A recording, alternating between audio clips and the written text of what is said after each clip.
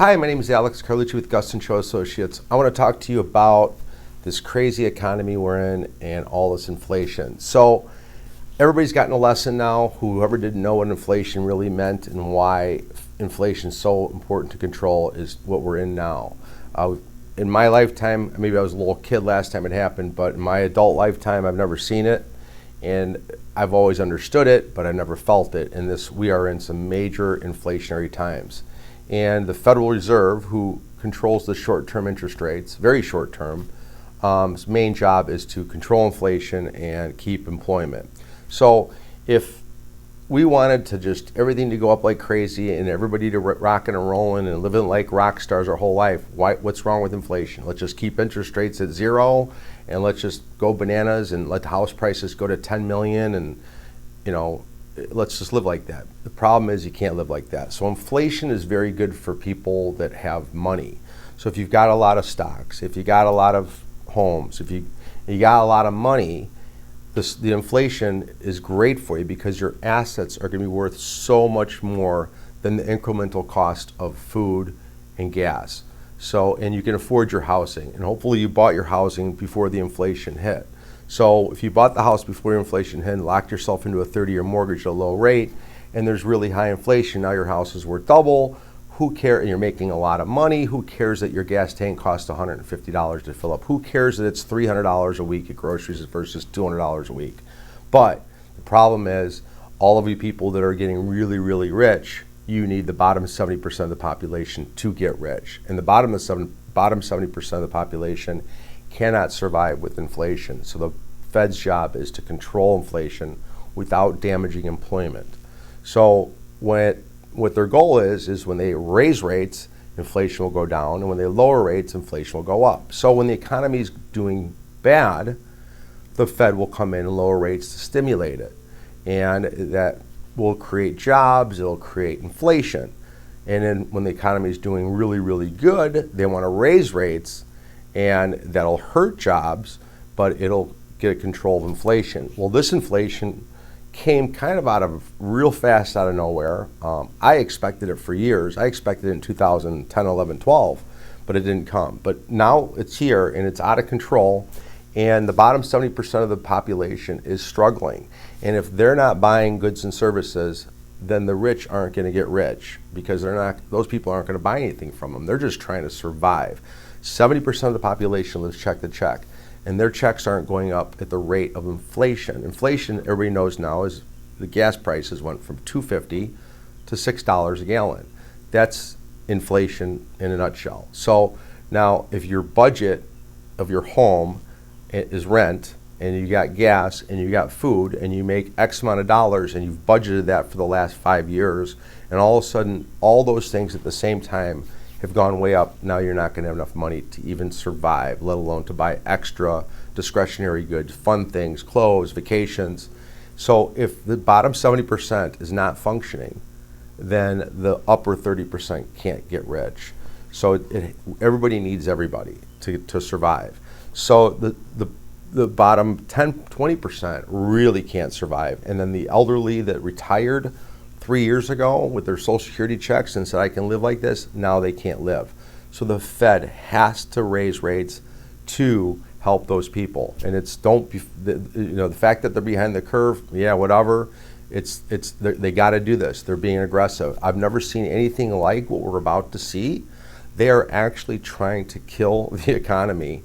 It's like putting a patient in a coma because his brain is swelling. And if they don't put him in a coma, they'll die from brain damage. So we're basically putting the economy into a coma. And their goal is to hurt the economy, and it's really hurting the wealthy, and that's where it should hurt. It's hurting the asset prices, the stocks.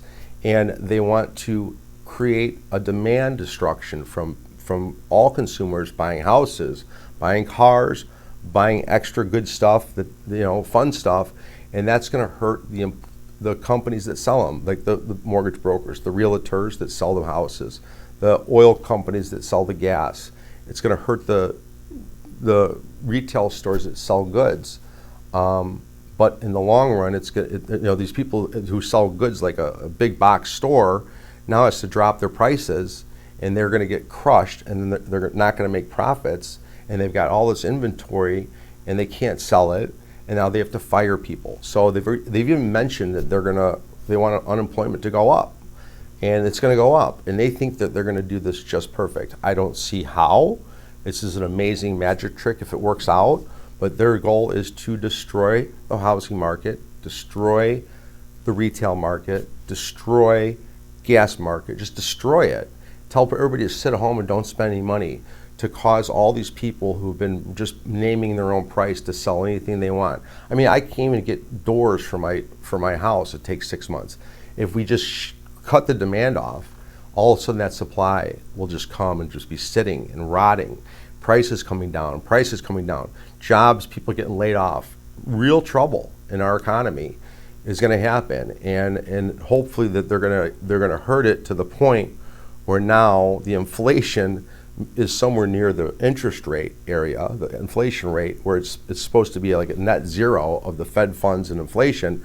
They're going to try to time that. They're going to take that inflation of 8.6% right now to the Fed funds rate around 2.5. When they meet, that's a healthy economy, and they think they're going to turn around on a dime and then lower interest rates and possibly spark the economy again and keep it alive. So they're almost going to kill it, and then they're going to revive it. It's the craziest magic trick this is a great movie ahead of us, you guys, what's going to happen. But expect a lot of pain out there. I am very concerned of the next 12 months. I don't know how this is going to work out. I know in 5 years from now, everything's going to be fine again, but it's going to be a rough patch. And the one thing that I've noticed with a lot of recessions and depressions we've had in the last 50 years is that when it's really bad, they can print money to get yourself out of it and help the poor. This time they can't print money. If they print money, they're going to increase inflation again, and it's just going to be a circle of pain, never ending, getting out of this inflation mess. So, I mean, the whole world is feeling it. It's not just us. So but here's another thing I'm concerned about is there's no supply of homes, and they are going to create a supply by possibly triggering a foreclosure wave of homes, because people who bought a home in the last 3 years might lose their job, and now they're going to have to sell. People who are holding off on selling are now going to be quickly to sell. So you're going to start to see some more homes come for sale, and right now there's enough demand there to suck it up. So it's going to take a while for those house prices to fall. But one of the biggest problems with home prices and why inflation's really bad when it comes to the housing market is because these companies were buying neighborhoods and they were turning around and turning them into rentals, and they were like a mom and pop who was renting their house out would rent it for $1,000. A big company comes along, buys the whole neighborhood, and they raise the rents by 50%, and that's killing the poor people. And that's the problem. They're trying to kill that. And all the Airbnb people, they're buying homes and renting it out, becoming hotels. You know, they're like hotel managers now with their houses. Those people are going to get hurt. There's going to be a lot of pain, and it deservedly so. Not because people are idiots for doing this. It's just because it's a bad business decision to think it's that easy to do that. But they're going to hurt all the people that got into this housing market to go for that ride and seeing the house prices go up. Now, the builders were behind the curve in building homes. That's part of the supply issue. If the builders wouldn't have gotten hurt so bad 2008, I don't think we'd have had such a supply issue. That was part of the problem because they were so damaged from what happened then that they didn't keep up with the pace of demand. So that's part of the problem with the shortage of homes. The companies buying the homes, and again, the people buying them for Airbnbs. Those were all problems that got in the way of people be able to find a home in the last couple of years. There's been no supply. Then you got Russia, you got oil prices, you got supply chain issues with the COVID. All these things came together at one time, and now inflation is just out of control. And when they damage it and they put us into a coma, I hope you guys have some savings and you live through this and you budget. I don't think it's going to be a 2008 disaster, but it's going to be caused by the government. This isn't going to come out of left field. This is a purposeful destruction of the economy, and I think their supply of homes will not be enough to still meet the demand. So buying a home right now is not a bad idea, knowing that they're going to turn around and raise rates in a year and drop the rates. So when they drop the rates, you can refinance into a lower rate. So if you find your dream home, don't be scared, because there is a lack of supply.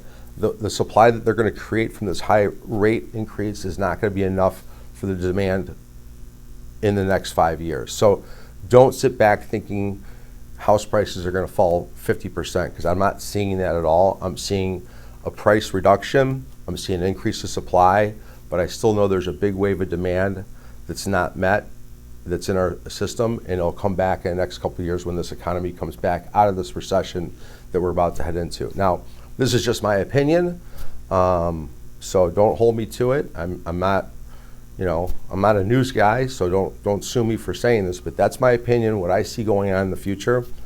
And so buckle up, and if you see the home you like, don't be afraid to buy it, knowing you can refinance it only if you know your job is safe.